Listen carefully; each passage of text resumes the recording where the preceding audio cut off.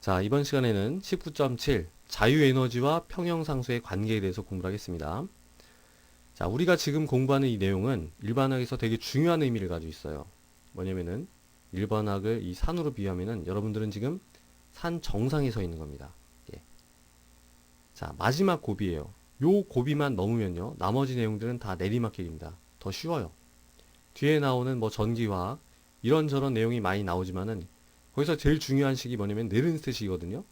네른스트 식은 이 식이 전기화학에다 적용될 뿐이에요. 이 식만 잘 이해를 하면은 네른스트 식도 되게 쉽게 이해를 할 수가 있습니다.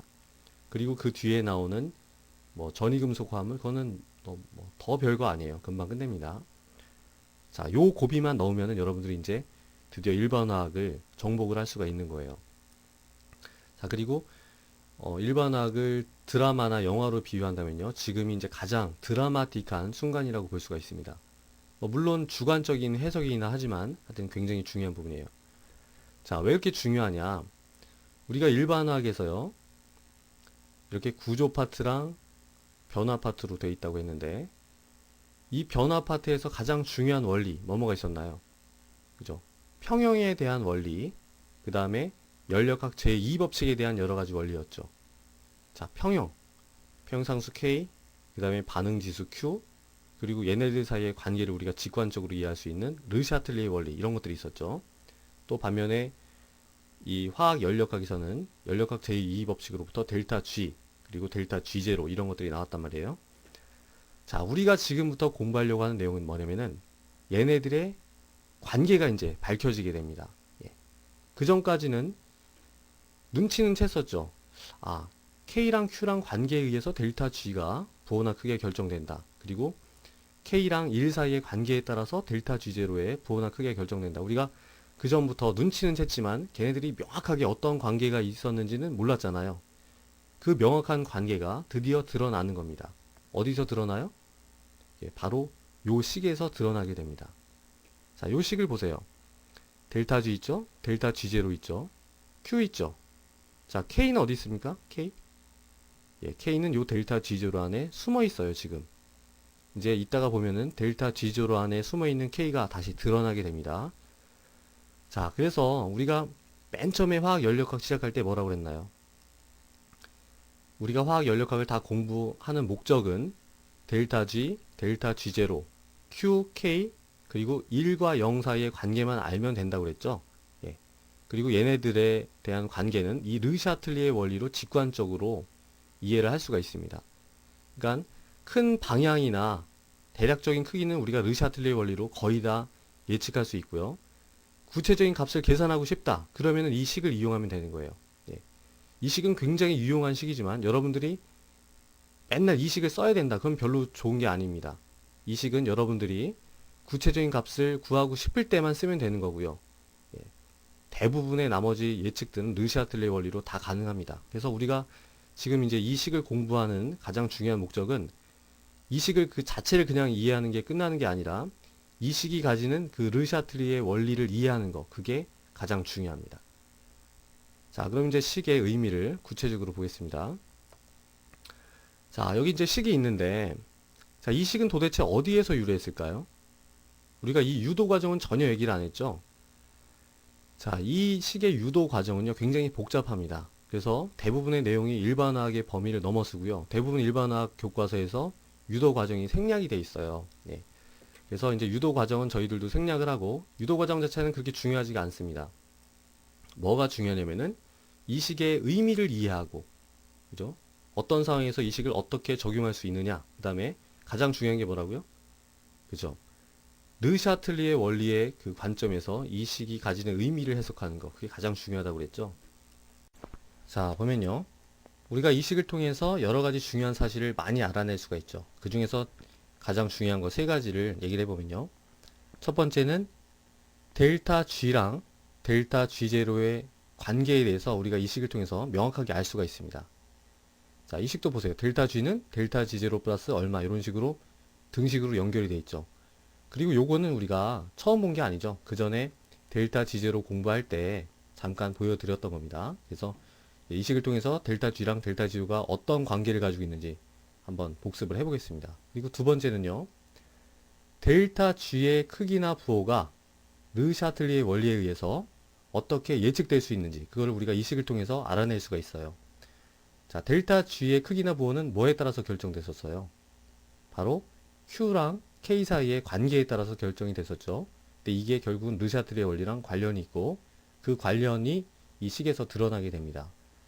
자, 세 번째는 뭐냐면요. 바로 델타 G0랑 K 사이의 관계에 대해서 우리가 명확하게 알 수가 있어요.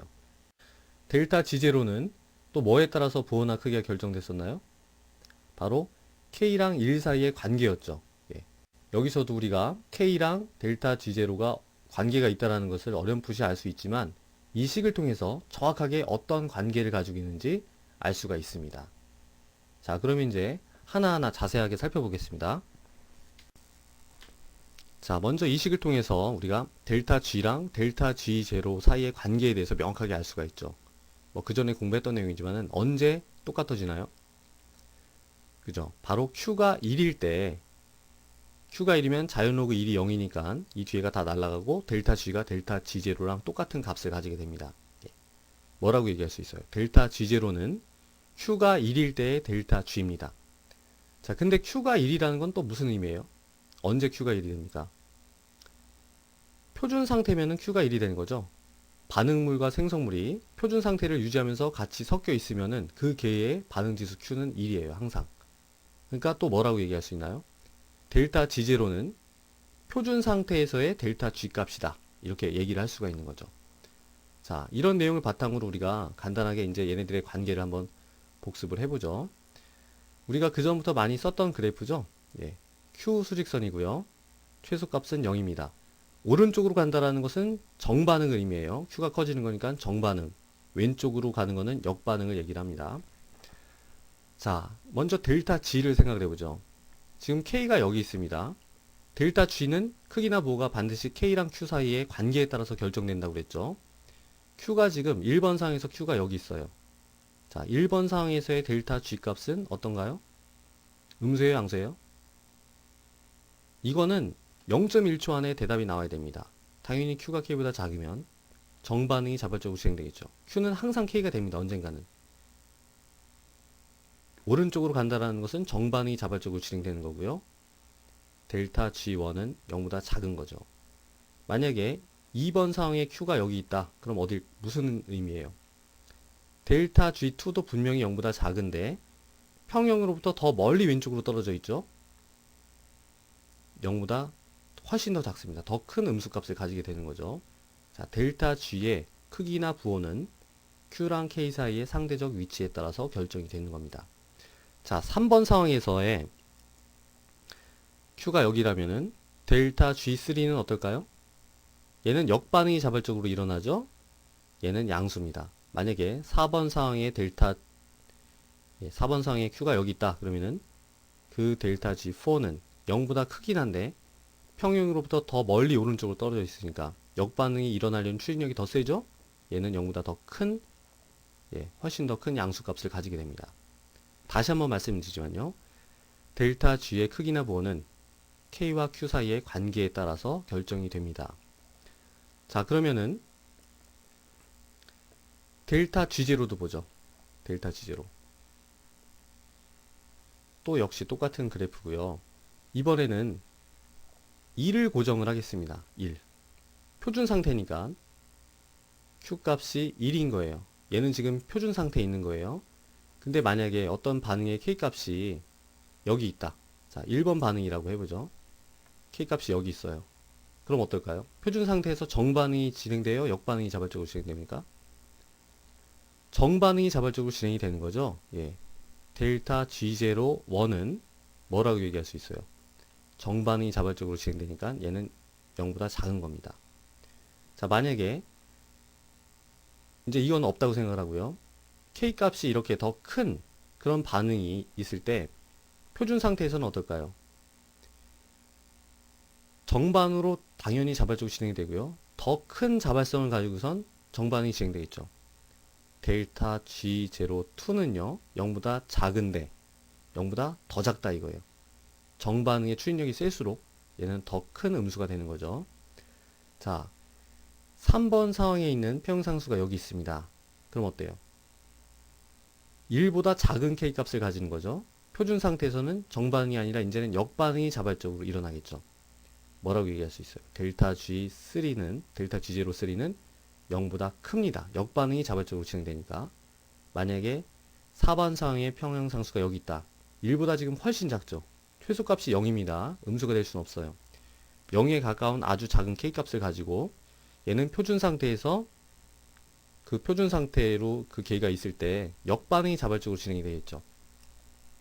그리고 델타 G0 4는 0보다 더 많이 큰 양수다. 이렇게 예측을 할 수가 있어요. 자, 어때요? 정리를 하자면 델타 G0의 크기나 부호는 뭐에 따라서 결정이 됩니까? 그쵸. K와 1 사이의 관계에 따라서 결정이 된다 이거예요. K가 1보다 얼만큼 크고 얼만큼 작으냐에 따라서 부호나 크기가 결정됩니다. 자, 우리가 이 관계를 통해서 구체적인 델타 G0 값 또는 구체적인 K 값을 알고 싶다. 계산할 수가 있다 이거예요. 이따가 요 식을 이용하면 우리가 계산할 수가 있습니다. 자, 그래서 지금까지 뭘 봤나요? 이 식을 통해서 이제 델타 G랑 델타 G0의 관계에 대해서 우리가 다시 한번 이렇게 복습을 해봤죠. 자, 두 번째 내용을 보겠습니다. 두 번째 내용은 델타 G의 크기나 부호랑 르샤틀리의 원리가 어떤 관계가 있는가 우리가 알 수 있다고 했죠. 자, A 더하기 B가 C가 되는 반응을 보죠. 이 반응의 반응지수 Q는 뭘 의미합니까? 얘네들이 이렇게 섞여 있을 때 있는 그대로의 농도를 평형식, 뭐예요? AB분의 C죠. 평형식에다가 집어넣어서 나온 값이에요. 만약에 Q가 1보다 작다. 무슨 뜻입니까? AB가 더 많다는 얘기예요. 반응물이 많다는 얘기죠. 그 다음에 Q가 1보다 크다. 그럼 무슨 뜻입니까? 지금 생성물이 더 많다는 얘기예요. 그리고 Q가 만약에 1이다. 그럼 무슨 뜻입니까? 여러 가지 조합에 의해서도 1이 되지만 얘가 표준 상태에 있다면 걔는 Q가 1이 되는 거죠. 얘는 표준 상태라고 우리가 생각을 할 수가 있습니다. 자, 그럼 이제 이런 상황을 우리가 그래프에서 한번 이해를 해보죠. 아까 우리가 계속 봤던 그 그래프예요. Q고 최소값은 0입니다. 자, 평형상수 K가 여기쯤에 위치한다고 하고요. 표준 상태에서는 Q값이 1이죠. 이 화살표는 Q값의 화살표예요. 그러니까 1이라는 지금 점이 여기 있습니다. 자, 이럴 때 델타 G0는 양수예요, 음수예요? 음수죠. 자, 근데 만약에 Q가 1보다 작다. 그럼 이 식에서 어떻게 되는 건가요? 어디에 위치하고 있는 거예요? Q가 1보다 작으면. Q가 1보다 작으니까 Q는 지금 여기 위치하고 있습니다. 자, Q가 1보다 작으니까 표준 상태랑 지금 상태랑 비교할 때 정반응이 일어나려고 하는 추진력이 뭐가 더 세요? 얘가 더 셉니까? 얘가 더 셉니까? 얘가 더 센 거죠? 예. 그걸 우리가 이 식에서 정확하게 알 수가 있어요. 보세요. Q가 1보다 작으면 자연 로그 Q는 음수가 됩니다. 그죠? 빼지는 거예요. 델타 G는 델타 G0보다 더 작은 값을 가지게 되죠. 자, 똑같은 얘기입니다. Q가 1보다 작으면 평형으로부터 더 멀리 왼쪽으로 떨어져 있으니까 정반응이 일어나려는 추진력이 더 세다. 어때요? 델타 G가 더 큰 음수가 된다. 정반응이 일어나려는 추진력이 더 세다. 똑같은 얘기죠. 자, Q가 1보다 크다. 그럼 어떨까요? Q가 1보다 크다. 우리가 어디다 표현할 수 있어요? 뭐 여기다 표현할 수도 있고 여기다 표현할 수도 있고 뭐 여기다 한번 해보죠. Q가 여기 있습니다. 자, Q가 1보다 크면요. 지금 아주 많이 큰 거죠. 많이 크면은 자연 로그 Q는요. 양수가 됩니다. 양수가 되면은 델타 G0의 부호가 지금은 아까는 음수였지만 얘가 워낙 커가지고 델타 G 자체가 양수가 된 거죠. 어때요? 역반응이 자발적으로 일어날 수가 있는 겁니다. 다시 한번 말씀드리죠. 델타 G0는 음수였어요. 이 상황에서. 표준 상태에서 지금 정반응이 자발적으로 진행되니까. 하지만 Q값이 워낙 커서, 워낙 1보다 커서 자연 로그 Q가 굉장히 크죠? RT 자연 로그 Q가 훨씬 더 큽니다. 그래서 델타 G가 플러스가 됐어요. Q가 굉장히 크면은 역반응이 자발적으로 진행되는 거죠. 자, Q가 크다라는 게 뭐예요, 지금? 얘가 많은 거죠? 그러면은 델타 G0가 얼마가 된다고 하더라도 르샤틀리의 원리에 의해서 역반응이 일어날 수가 있는 겁니다. Q가 아주 작으면 A랑 B가 많은 거죠? 델타 G0가 뭐든지 간에 정반응이 자발적으로 진행될 수가 있는 거예요. 그리고 Q가 크면 클수록 C가 더 많은 거고 역반응이 일어나려는 추진력이 더 세진다. 우리가 그림이나 이 식에서 다 알 수가 있고 그 근본은 르샤틀레 원리다 이거죠. 예. 자, 세 번째가 뭡니까? 델타 G0랑 K 사이의 관계를 우리가 이 식을 통해서 알 수가 있다 이거죠. 자, 명확한 관계는 이 식을 통해서 우리가 이제 유도할 수가 있지만요. 델타 G0랑 K 사이에 어떤 밀접한 관계, 얘네들이 둘이 사귀고 있다. 그럼 우리가 벌써 눈치를 챘었어요. 왜 그래요? 델타 G의 크기나 부호는 1과 K 사이의 상대적 관계에 따라서 결정이 됐었죠. K가 1보다 훨씬 크다.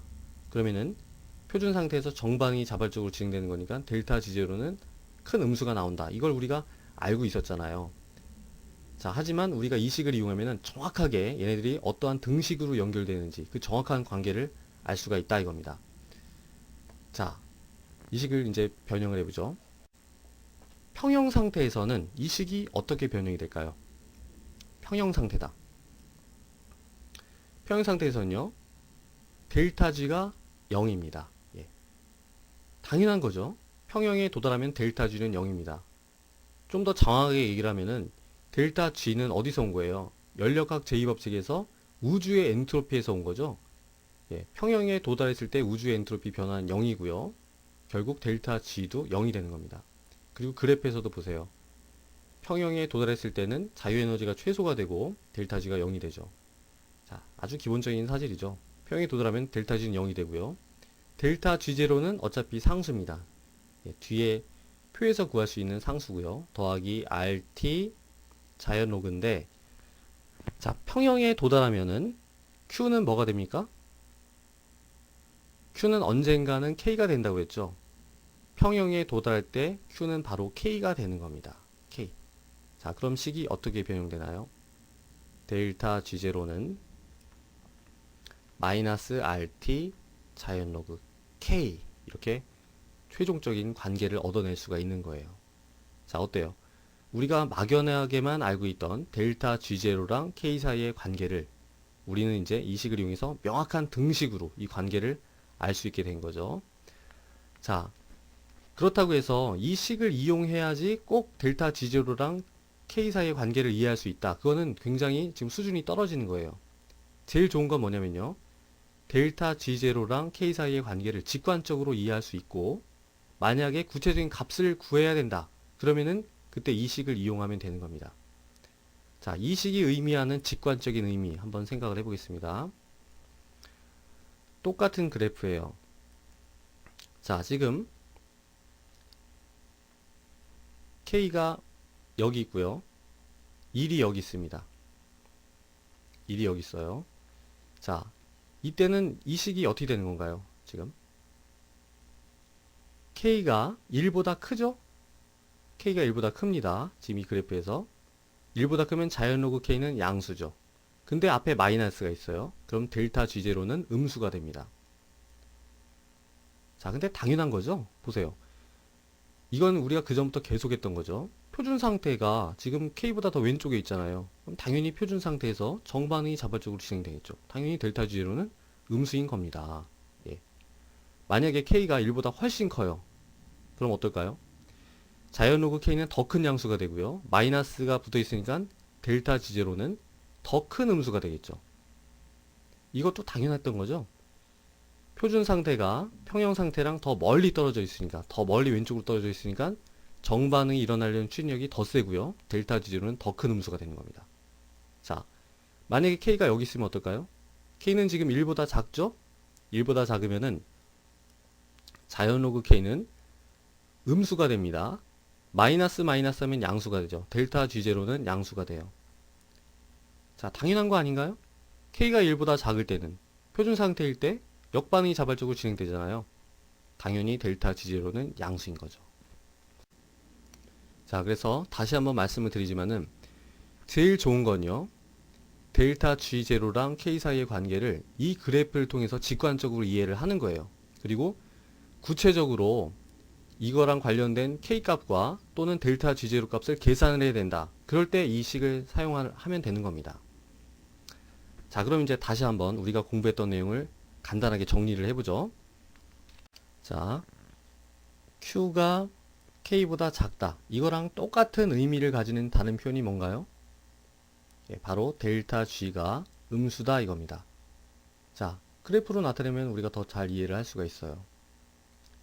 Q고 최소값이 0인데 지금 K가 여기 있을 때 Q가 여기 있는 거죠. 예. 그럼 정반응이 자발적으로 진행이 됩니다. 오른쪽으로. 자, 만약에 Q가 K보다 크다. 그럼 똑같은 의미를 가는 게 뭔가요? 바로 델타 G가 0보다 크다 이겁니다. 자, 우리가 직관적으로 이해할 수도 있고 이 모든 관계를 식으로 증명할 수도 있죠. 자, 이럴 때는 Q가 어디 있는 거예요? K보다 크니까 여기 있고요. 역반응이 자발적으로 진행되니까 델타 G는 양수입니다. 만약에 Q가 K랑 똑같다. 그럼 어때요? 얘는 지금 Q가 K랑 겹친 거고요. 이미 평형에 도달해 있는 겁니다. 그러니까 당연히 델타 G는 0이 되는 거죠. 자, 델타 G0가 포함된 다른 관계를 한번 보겠습니다. K가 1보다 더 커요. 그럼 뭘까요? 이거랑 똑같은 의미를 갖는 다른 표현. 델타 G0는 음수입니다. 자, 어떻게 나타낼 수 있어요?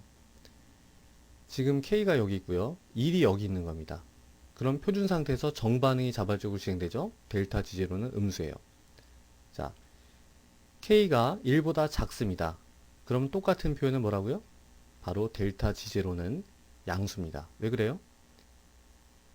K가 1보다 작고 여기 있잖아요. 그러면 표준 상태에서 역반응이 자발적으로 진행되죠? 델타 G0는 양수입니다. 만약에 K가 1이에요. 그럼 뭘까요? K가 1이라는 것은 지금 표준 상태에서 이미 평형에 도달해 있다는 얘기죠? 예. 잘 보세요. K가 1이라는 것은 표준 상태, Q가 1이라고 했잖아요. 근데 Q랑 K랑 똑같으니까 표준 상태에서 이미 평형에 도달해 있는 거예요. 당연히 델타 G0는 0이 되는 겁니다. 예. 자, 굉장히 중요한 관계들이죠. 제가 맨 처음에 말씀드렸던 델타 G, 델타 G0, Q, K, 1, 0. 이 모든 관계가 여기 다 나와 있습니다. 근데 이거는 외우는 게 아니에요. 제일 좋은 거는 여러분들이 이 수직선을 이용해서 직관적으로 이해하고 만약에 구체적인 값을 계산해야 된다. 그럴 때는 이 식을 이용을 하면 됩니다. 여기에 있는 이 모든 관계는 르샤틀리의 원리에 의해서도 직관적으로 이해될 수 있고요. 아니면 이 식을 이용해서도 구체적으로 계산이 될 수가 있습니다. 자, 그럼 이제 이런 내용을 바탕으로 해서 몇 가지 예제를 풀어보겠습니다.